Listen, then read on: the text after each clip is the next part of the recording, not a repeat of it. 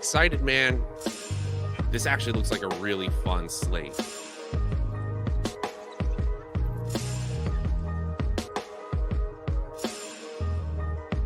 No, not you. Never. This slate's awful.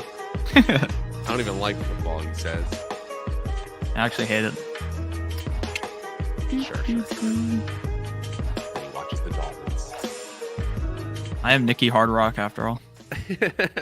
Couldn't help but come up with that stupid nickname for you. What's up, everyone? Welcome back to the Stokastic Fantasy Football channel. My name is Matt Savoca at Draftaholic on Twitter, and we are back for our Friday afternoon show, Flex or Fade, your toughest flex start and sit decisions. And yes, we will talk about defenses and kickers and quarterbacks if you force us to. I'm here with Nick Lepri, as I always am, at Notorious FNTSY. Your video is looking weird today, but you're looking your normal self. You're looking ready to go. How are you this Friday afternoon, and how are you feeling about this Week 8 slate? I'm feeling excellent. It is Hollow weekend, baby. It's almost Halloween time. I should have came dressed in my Halloween costume. That would have been funny if you just weren't dressed up and I was. That would have been really funny. I will wear it on Sunday, though. So anyone watching the Sunday live stream, I'll be in full Halloween garb.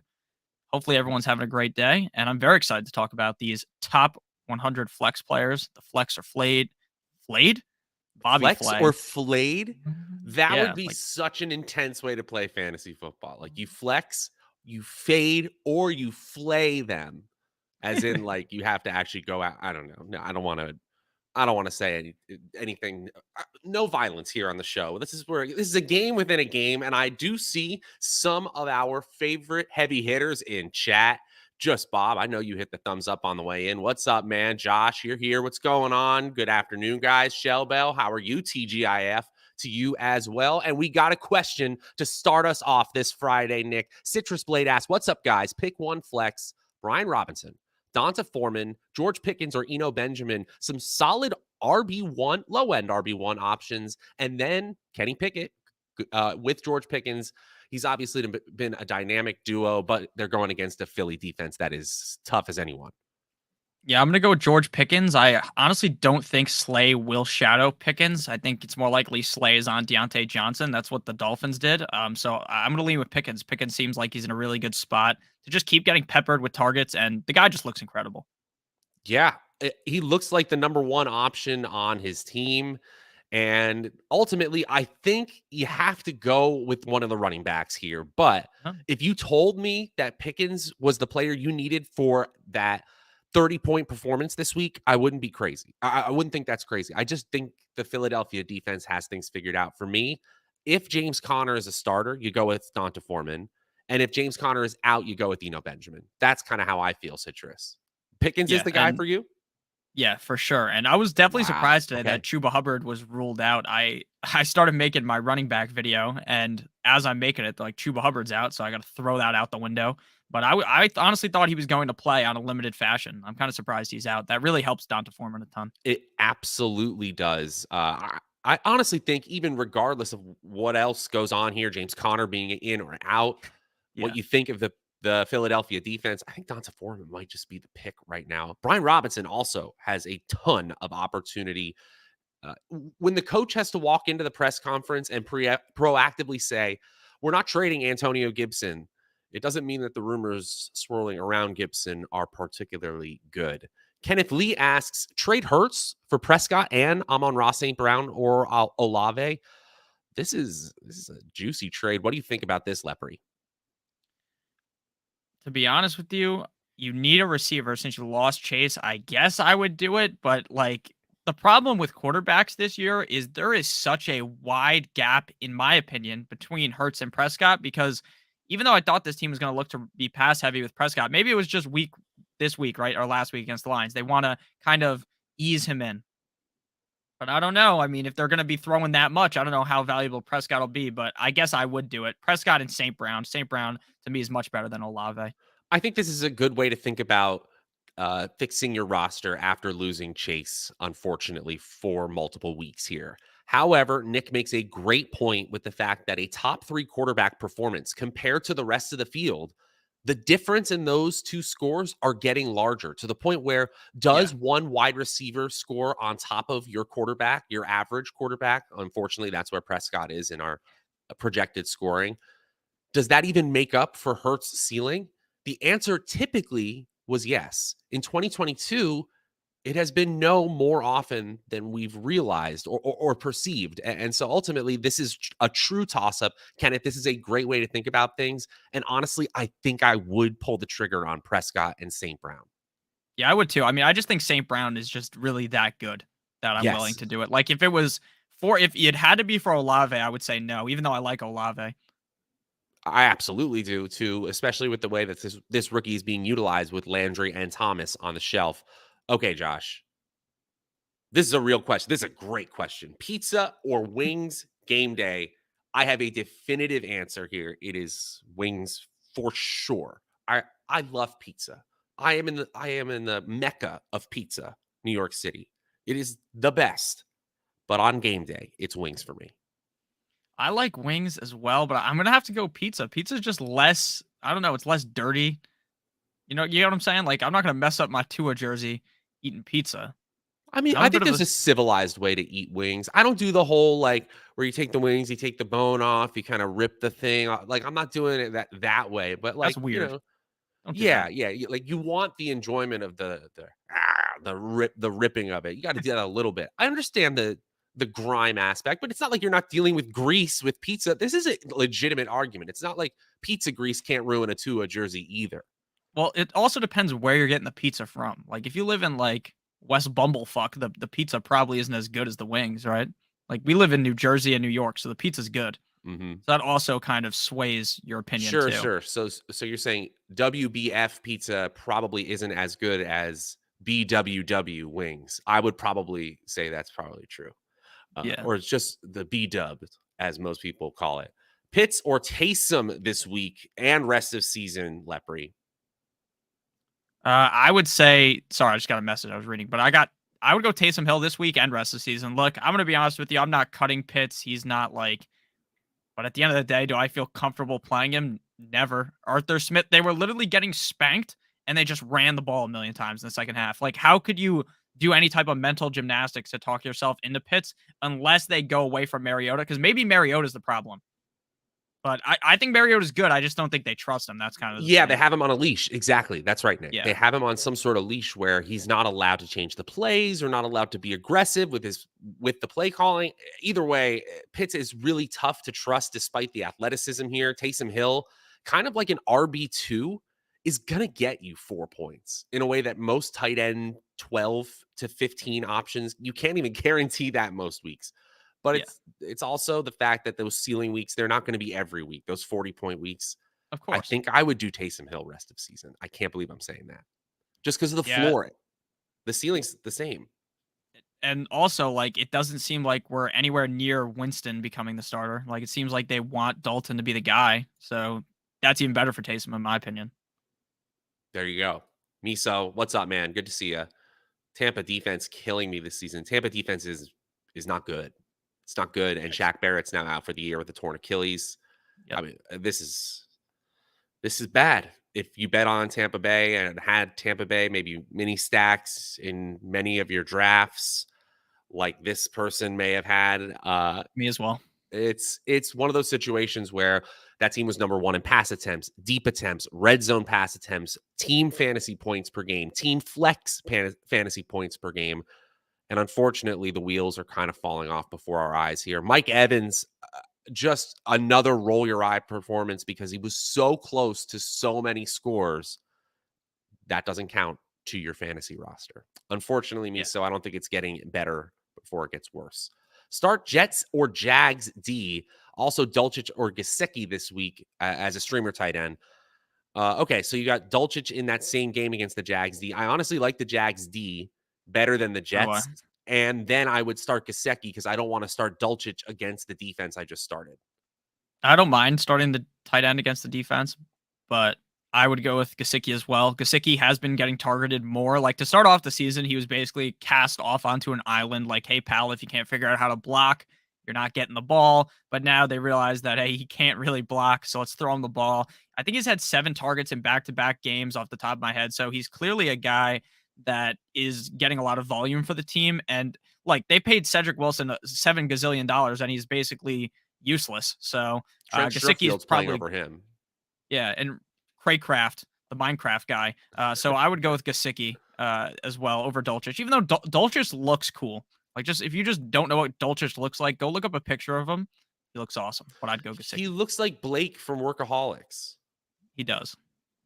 That's cool.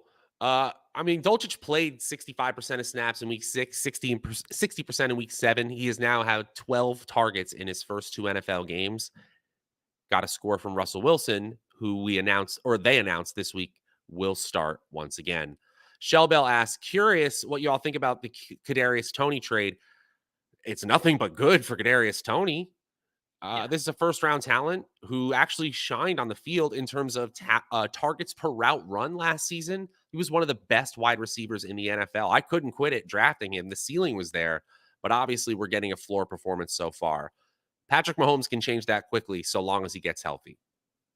Yeah, I completely agree with that. I think that all this injury stuff that was kind of going on with Kadarius Toney is just like, oh, Kadarius Toney didn't want to play for the Giants. Not that Kadarius Toney has been hurt this whole time. There's talks that he didn't know the playbook.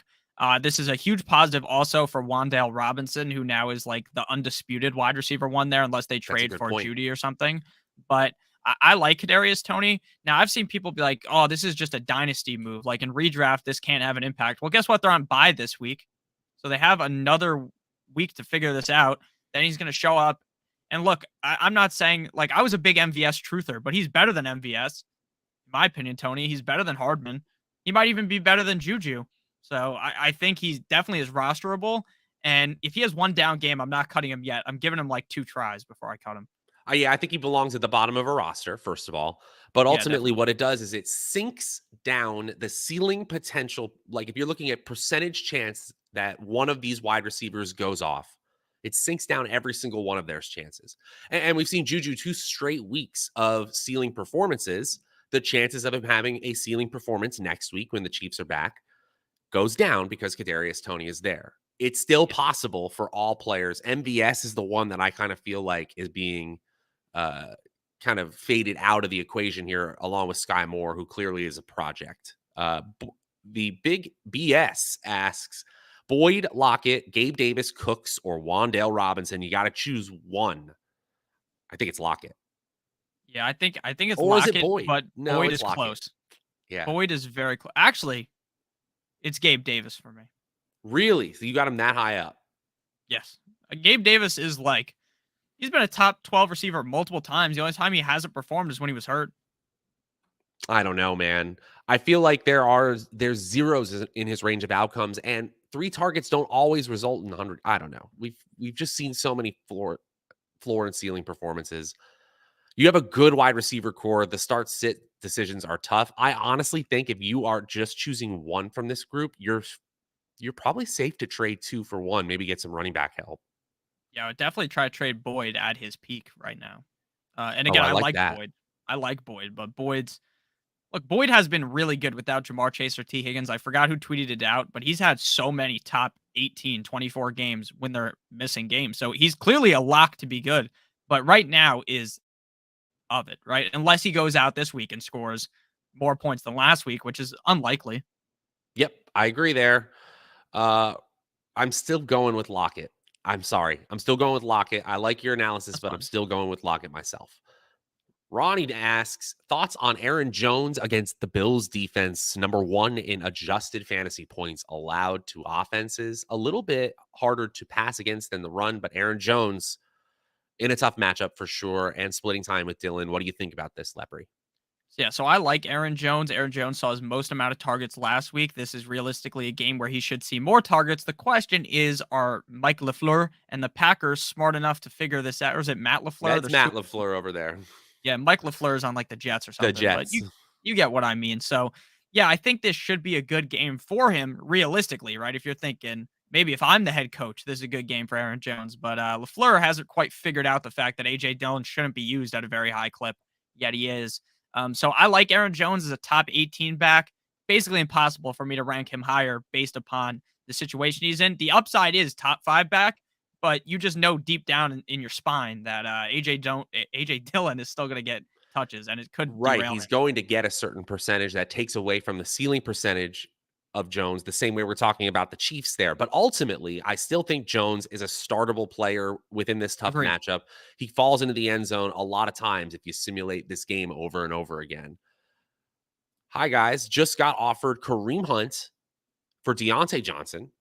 Do I accept hoping he gets traded? I think you take this one even because Kareem Hunt has that 5 to 6 point floor that Deontay Johnson kind of no longer has. You still have ceiling potential here, and you have the huge ceiling potential of Kareem Hunt getting traded.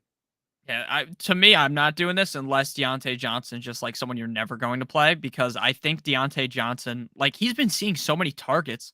Like, and I'm not just in some type of take lock from the offseason. I'm benching him on my teams. But what I think is that, like, when you get so much volume, eventually something's got to change, right? Okay. You're not like he's having all these bad games in a row. Like, I just don't think that's who he is. But maybe I'm way off and Kareem Hunt gets traded to the Bills or something, right? And now he's, oh my God, actually, if he goes to the Bills, it would be the best. But you get what I'm saying. He goes somewhere and people are like, holy shit, what a move. Maybe, That's what I'm but thinking. maybe I he's think sitting on the there's range of Browns. outcomes. Yeah. Maybe he's just chilling on the Browns and he gets 4 points a game. What's that going to do for you? Yeah, that's not going to be great, Homer. But at the end of the day, I'm looking at Deontay Johnson's game log, and that's in his every week range of outcomes as Of well, course. right? Of course. But he's seeing so many targets that something's got to change, you would think. 13 targets week 5, 7 targets week 6, 10 targets week 7, 5 catches for 60, 5 catches for 28 yards, 5 Yeah, catches for exactly. 42 yards.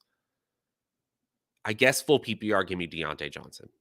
Yeah, plus, you can't be rolling this cold when you're Deontay Johnson. Like, he's a good player, I think. But maybe I'm wrong. Maybe he just sucks, and Big Ben's why he's good. I think there's some Kareem Hunt. There's some value in the Kareem Hunt side. Rise I above agree. anything. What's up, man? What's up, fellas? Flex Eno if Connor misses or Romeo Dobbs. I Dubes, would whatever flex you call Eno. him. I'd I'm flex flexing Eno. Eno. Eno looks 100%. pretty good. Oh man, yeah, I have a ton of rosters that lost Mark Andrews too. Hopefully, it's not a super long absence. Almost lost that word. I have no idea what Abstinence. happened, but hope Isaiah Likely. We've been talking about him. If you listen to us on the past week's streams, the rare tight end streamer came alive 6 for 77 and 1 against that crumbling Tampa Bay defense. Godwin and Swift for JT and St. Brown. I like the JT St. Brown side. I think I'd hold I'm Godwin and getting Swift. so you get out of so many risks here. Godwin has Mike Evans, even when Tampa Bay is firing on all cylinders. Tampa Bay is not playing well. Swift is hurt, and St. Brown is the one that I think can definitely get back from his injury to full strength in a much clearer path. You also have Jonathan Taylor there, still capable of RB1 overall performance rest of season. Yeah, but do you trust Jonathan Taylor? I don't. I think he's going to get 30 touches a game with Sam Ellinger. I think he's going to I get don't know. a lot of work. I don't know about that. And how useful is 30 touches when the offensive line is made of glass? Ask the people who had Christian McCaffrey when that terrible Carolina Panthers in 2019 were trotting out there. Well, Jonathan Taylor isn't as good as Christian McCaffrey. There's a bet we should make right there. Christian McCaffrey's a better player. I don't know, dude. As a pure rusher, I think I'd take Taylor. Well, maybe as a rusher, but as an all-around player. That's fair. I think Taylor needs to be used more in the passing game, and we'll see what he can really do. Yeah, should I trade Chase? I don't think he's out for the season, and I have Joe Burrow as a stack. So this is tough. I think you should trade Chase because I don't think you can expect any kind of value from him rest of season. I think you'll be lucky to have him for one game, even if he's not in the fantasy regular season, even if he's not out for the entire regular season. Yeah, and he's also looking for a second opinion. That typically means I don't believe what you're saying 4 to 6 weeks. I think I'm out for longer, and that could mean he's out for the season. So I'm not a doctor. I'll never claim to be one. So I don't know, but I would look to trade him as well. I tried to push a couple of people last night, traded him on my stream to someone else for a worse piece. But look, how valuable is Chase? If you don't make the fucking playoffs, he's useless. Right. If you have a juggernaut of a team right now, like let's say you're 6-1 or something like that, I probably hold, especially if an IR slot. Otherwise, I think if you can get some value, go ahead and do it. Stash Tony over Rondale Moore. I think I keep Rondale right now. It really depends. Like for instance, if you need a receiver, you hold Rondale. If you don't need a receiver, you can just afford a bench spot. You just lost Chase, so I'd assume you can't. Then you'd pick up Tony. But I think Rondale having one down game, I cut him on one of my teams to pick someone else up, but I don't think he's a guy that I'm running to drop instantly after one down game. Like he's still the number 2 in what should be a good offense. Yeah. Yeah. Until Marquise Brown comes back, or if Zach Ertz steps up, or if Benjamin becomes a good all-around player, or if they start to go to a running back by committee and then have to get Connor and Benjamin involved. Yeah, it could go bad for Rondale Moore, but Could go Tony bad is for Tony still too. Tony is a stash player. That's what I was going to say. We're feeling argumentative today. I like it. Woke up We were feeling too dangerous too. agreeable in the mornings. You're like, I don't want to fight. It's 10 a.m. Now it's a little bit later. We got 10 minutes left. You're like, I'm done with this guy. I don't care about his opinion. No, that's not true. Here's something I do care about though, Nick. I care about you guys getting free money when it's available to you. Look at him. He already knows. Consummate professional. I care about free money going to the people here. And if you haven't heard us talking about this BetMGM deal, or if you've droned out before, this is the time not to. Ultimately, I think this is truly one of the best offers I've seen from any of our sponsors. We're very thankful to have them. But this is a situation where one NBA bet can turn into $200 free dollars, basically, if the NBA itself has a pulse. That's right. If you make a pregame money line bet in the NBA of $10 or more, when you click the link in the video description below, you'll get $200 in free bets from BetMGM when anyone in the NBA just makes a three-pointer. So essentially 100%. Pre-game money line bet is all you need to do, and click the link in the video description below. It's a pretty awesome time to get into the action over there. Maybe you know about the sports book on, say, the 2 big platforms that do DFS. You've tried it out over there. Now you need another place to play. This is free money and a great chance to get started. Ask Nick at Notorious Fantasy or me at Draftaholic if you need any help getting going today. Enjoy BetMGM, and we're thankful for them as a sponsor. Okay.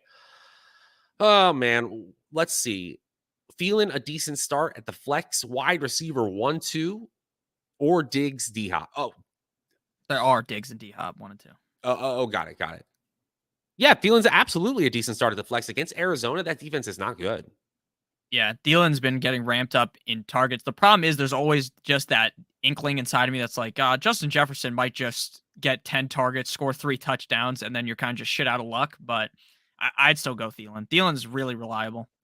Real gritty guy. Lunch pail. Lunch pail. First guy in, last guy out kind of attitude.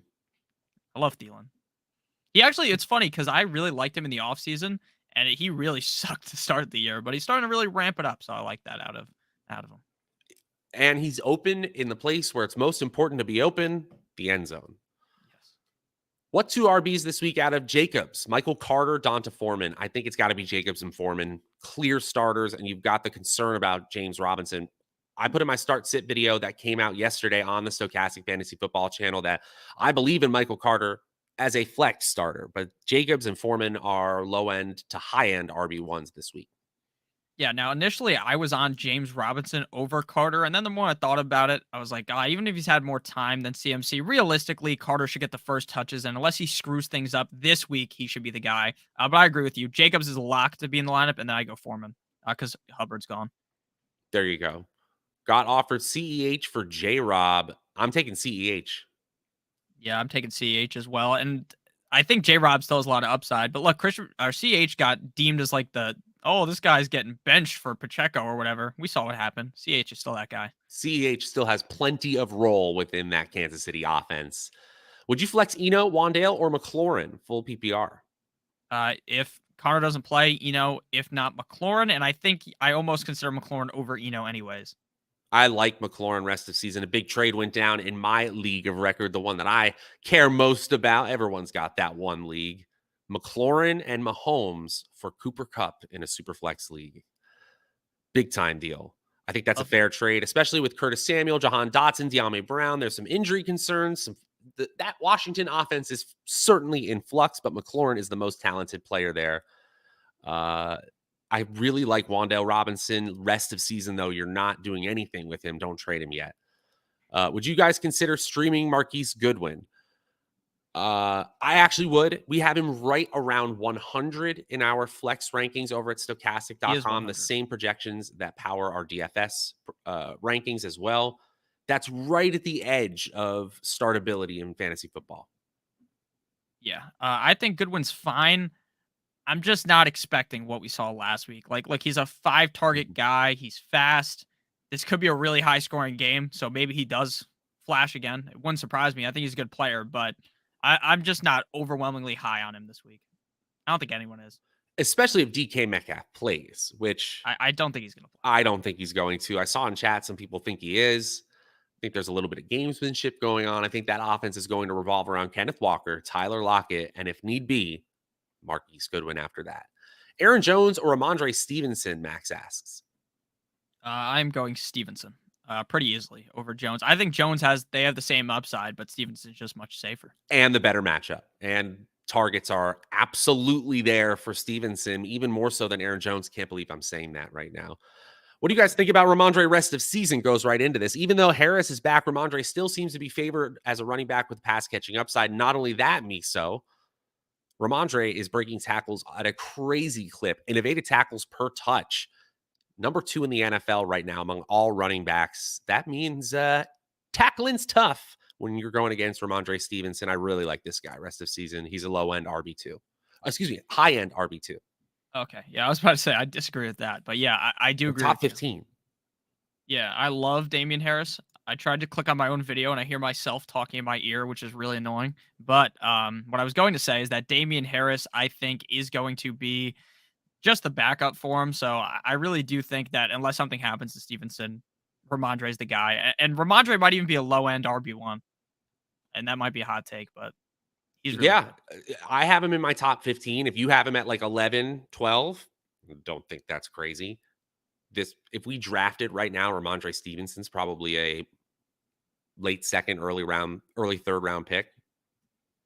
Yeah, I agree with you. I think Stevenson a couple of weeks ago when I was doing those drafts on a website that doesn't sponsor this video, so they're not getting their name said. Stevenson was like a third, fourth round pick. Yeah, so. I think that's a little low, honestly. Tyron asks, which Robinson do I start? J Rob or B Rob? Okay, so it depends. If you're trying to be safe, go with Brian Robinson. You know what he's going to do. If you want to be a little bit more risky, you hunt for a little more upside, you go James Robinson. I apologize to everyone who I was told to start Gus Edwards last night. I totally knew he was going to get hurt, right? We all saw which start sit video told everyone to sit Gus Edwards. Because you knew he was going to get hurt, right? The one on the Stokastic Fantasy Football channel. No, I knew that the only thing that the Tampa Bay Buccaneers were capable of doing was stopping the run. Now, did they do it? No, not really. But it happened to be Kenyon Drake, so we still win that one. We just got the process was mediocre. I think if Gus doesn't get hurt, he scores like 10 points, and I don't look like as much of an idiot. That's fair too. The process he cries into his soup. Do I start Tyler Boyd this week? Yes, you do. Yes. We got 2 minutes left here, so we're going to rapid fire. Christian asks, is Kyren Williams worth a stash? Brian Robinson, Jamal Williams, Jeff Wilson, but I'll have to drop one on IR. No, I don't think you need him. No, people are going to talk themselves into him. Come on. Do we really think Kyren Williams has that much value? I don't think so. Not the way that this Los Angeles Rams line has been blocking or this offense has been failing to score touchdowns. Need to Mostert, Stevenson, or DeAndre Swift. I almost know who you're going to say. The double S's, Stevenson and Swift. Boom. Yep. That's it. If Connor misses, would Eno be a must start? I think he's more like running. Well, in that game against Minnesota, I don't think you're taking him outside the top 15. He kind of is like RB 18-ish. Yeah, I wouldn't say must start though, because some people have so many good running backs, but yeah, he's a guy you want in your lineup more than likely. And then to close things out, Tyron says, my mom yelled at me for not telling her to put Drake in.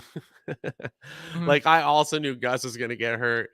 That's all funny. Our parents just be asking us for fantasy football advice. And then, of course, getting annoyed at us when we don't pick the right start sit decisions.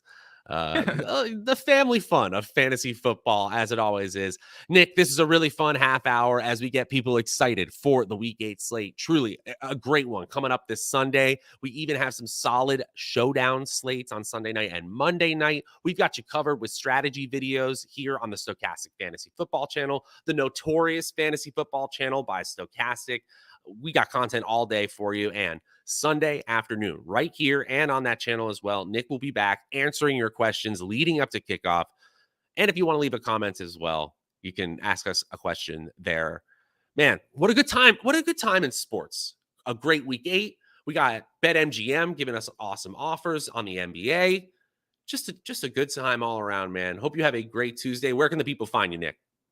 Did I say hope you have a great Tuesday? Did I just No, you did. It's Friday. I should just go. Yeah, but yeah, make sure you Tell them follow where me they on can find Twitter you. at Notorious FNTSY. Find me on YouTube, Notorious Fantasy by Stokastic. You can also find me on YouTube right here. So if you're not subscribed already, hit the subscribe button, hit the like button. I'll be live on Sunday, like you said. I will be in my full costume. It's gonna be very hot, so I'm probably gonna have to put on like a fan or something. Last year I was Steve from Blue's Clues on stream as well, so I'm gonna continue the tradition, wear a nice costume. So I love you guys. I appreciate everyone. Thank you, Matt, for being here with me. Make sure you guys follow Matt on Twitter as well. And you got anything else to say, or are we skedaddling?